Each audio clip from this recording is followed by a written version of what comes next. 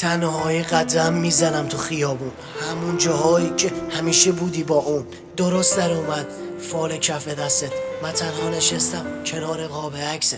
بعد رفتن تو دل من آروم نداره، توی آسمون دلم هرچه بارون میباره. آخه بی معرفت تنهاییم قانونی داره، کی تو اوجش پارو دل داغون میذاره ها؟ جواب این تنهایی رو کی میده؟ تو گفتی عاشقتم، این عشقو کی دیده که یهو دل و تنو گذاشتی رفتی؟ یعنی احساس دوری من خدای سختی؟ ما هم بنده یه خدایی هستیم، از اولش فهمیدم طالب جدایی هستی. فقط میخواستم بفهمم کجا میرفتی که به خاطرش از من جداشی سختی. بنویس با دو تا چش خیس، با اون قلبی که دیگه مال خودت نیست. بنویس نگو خرافاته، نگو هی بهش چرا یکی دیگه باته. بنویس دیگه حرفی نزن با من، اون که عاشقم بود احساسمو نکرد با من. بنویس از روزایی که رفتن، از سختی و نمک‌های روی زخمم. دلم گرفته از کارایی که کرد، من بد شدم یا تو خیلی نامردی.